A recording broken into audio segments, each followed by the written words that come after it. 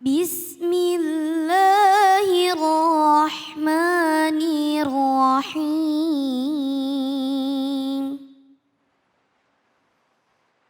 Ya bunayya aqimis salata wa'mur bil ma'rufi wanha 'anil munkar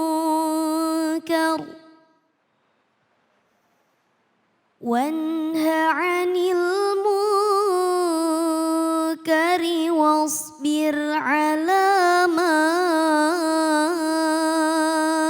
asabak. Inna dzalika min azmil umur.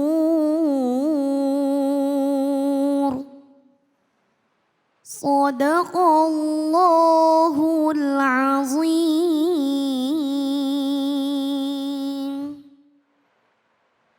Shadaqallahul azim. Anak adalah tanggung jawab kita orang tua untuk mendidik. Dan tanggung jawab kita juga bagaimana anak-anak kita mendapatkan pendidikan dan pengetahuan. Dan tentu nanti di yaumil akhir kita pun akan dimintakan pertanggungan jawab oleh Allah Subhanahu wa taala. Nah, apa yang ada di dalam makna dari ayat yang dibacakan tadi? Langsung kita simak bersama-sama dengan guru kita Kiai Haji Saiful Ammar. Fadhal Kiai. Assalamualaikum warahmatullahi wabarakatuh. Allahi wabarakatuh. Bismillah, alhamdulillah, wassalatu wassalamu ala rasulillah wa ala alihi wa ashabihi wa mawalah. Rabbi syurah lana sudurana wa yassir lana umurana wa halul uqdatan min lisanina yafqahu qawlana. Rabbi zidna ilma warzuqna fahma. Rabbana la ilma lana illa ma 'allamtana innaka antal 'allamul hakim. Pemirsa yang dirahmati Allah Subhanahu wa taala dan juga jamaah yang masih seger-seger semuanya ini. Atau sudah lapar semuanya, atau sudah ngantuk semuanya.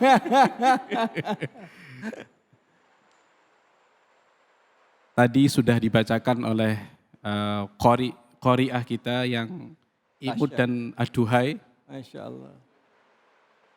Cantik gak kira-kira ini? Allah. Yang bilang ibunya sendiri jangan-jangan itu cantik. Pendidikan anak banyak diceritakan di surat Luqman.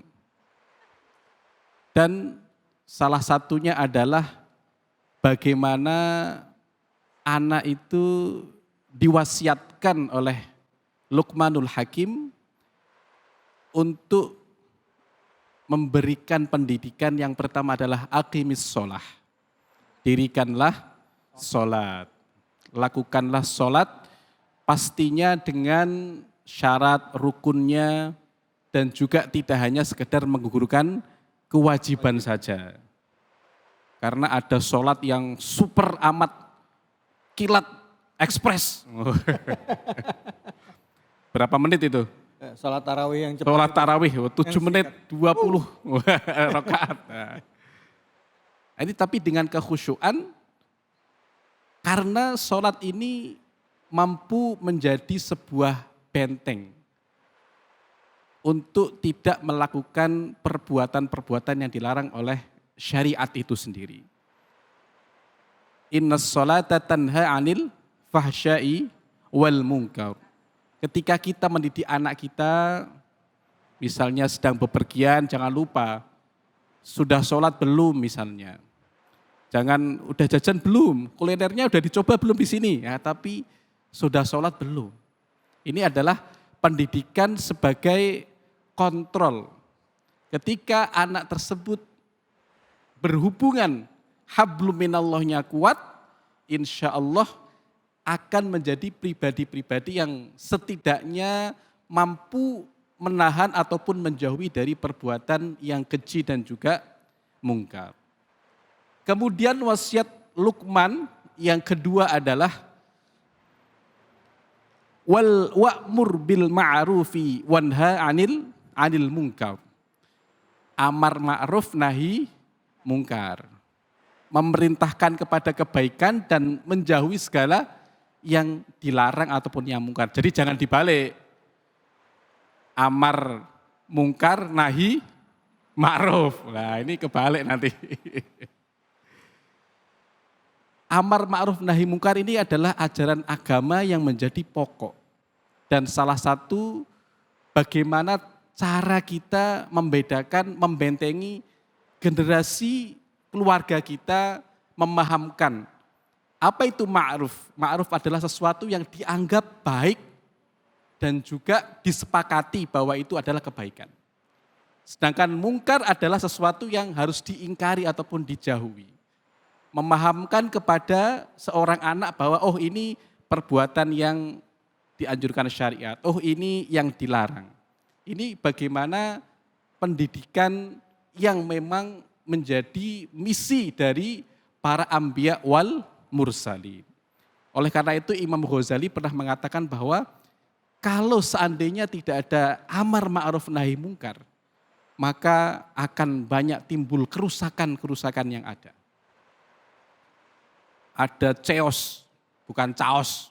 Chaos itu benturan, banyak kebodohan, rusaknya negeri, bahkan sampai hilangnya manusia.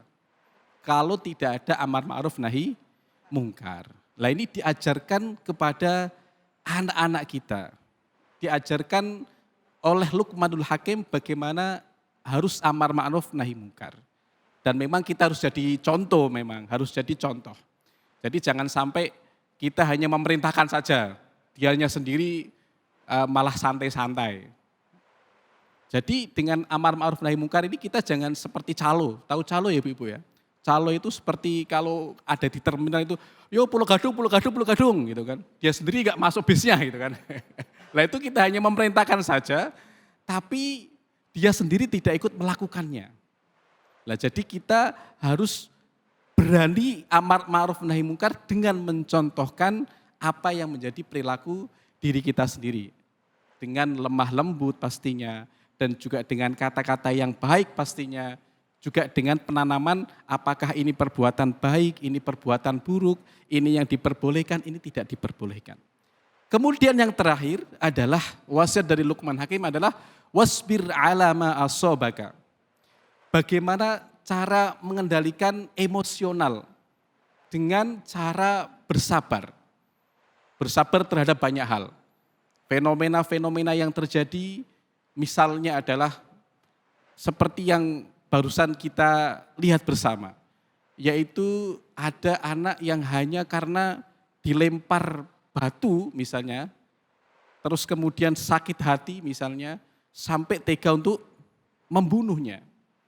Nah ini berarti pengelolaan emosional anak ini masih belum stabil. Jadi dengan kesabaran, penanaman sabar terhadap apa?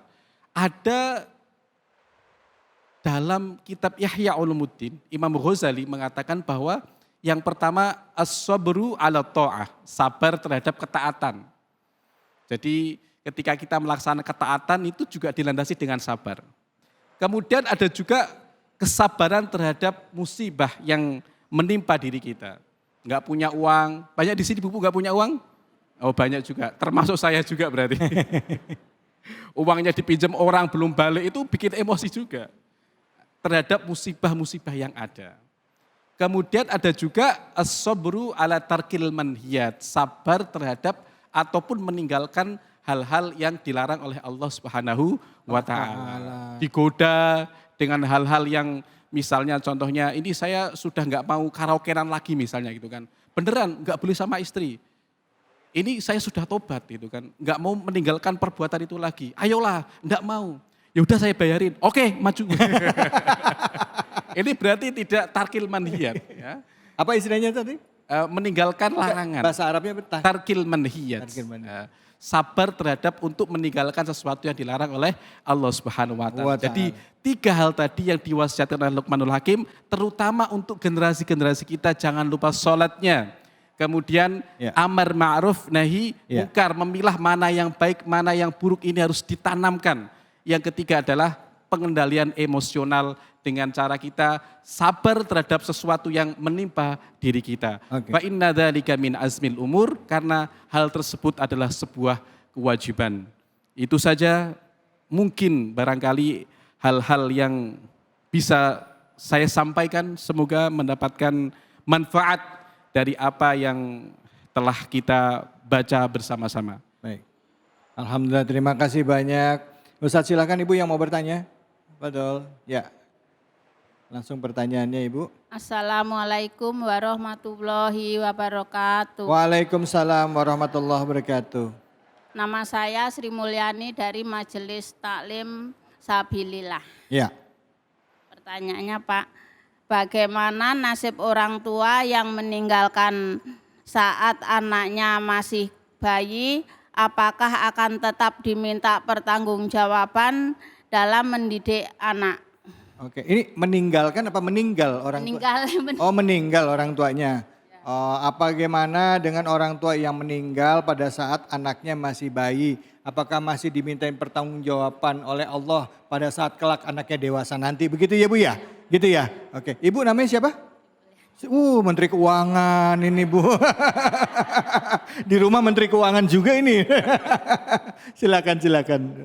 Ya, terima kasih Bu Sri Mulyani, orang besar juga ini. Lah iya makanya.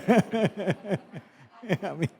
Apakah masih ada tanggung jawab orang tua ketika dia meninggal sedangkan anaknya masih kecil?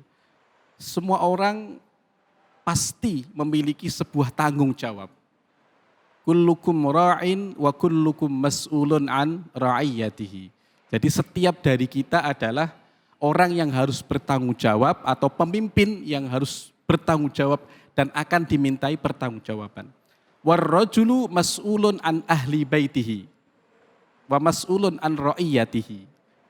Keluarga, seorang laki-laki, perempuan itu adalah pemimpin keluarga dan pasti akan dimintai pertanggungjawabannya. Sama juga halnya dengan ketika seorang tadi meninggal sedangkan anaknya masih usia kecil. Belum akhir balik lah. Belum akhir balik.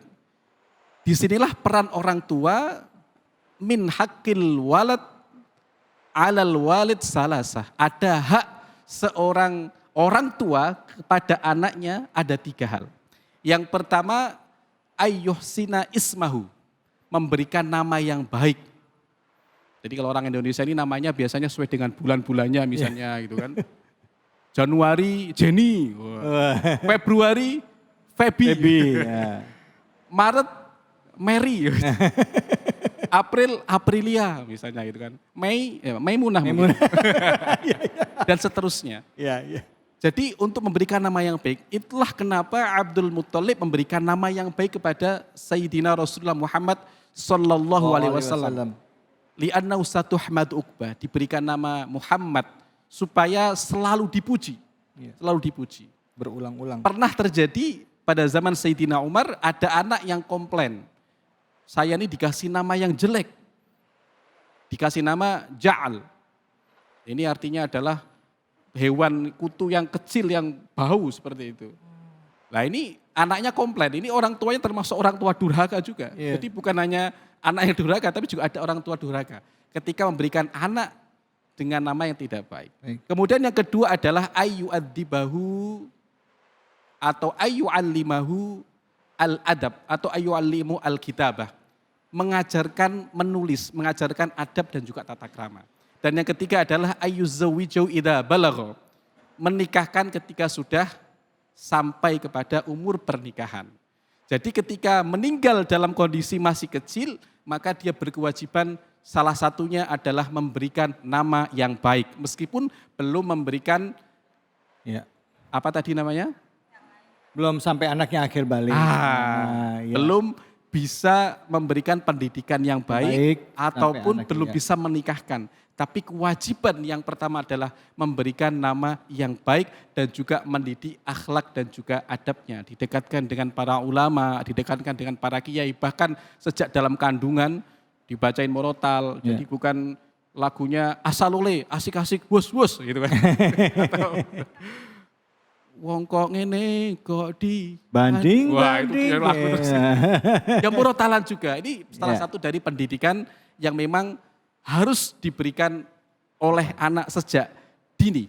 Merupakan hak seorang anak yang harus diberikan dari Oleh orang tuanya. Walafu minkum. Baik, alhamdulillah terima kasih banyak Kiai. Sebenarnya masih banyak pengen dijelasin Bu, cuman waktunya udah mepet banget. Terima kasih Kiai. Terima kasih juga Kiai sudah meluangkan waktu dari Semarang datang ke sini. Nanti Sama-sama. datang lagi ke sini ya. Ya, Insya Allah, Isi insya Allah. lagi ya, matur suwun sangat.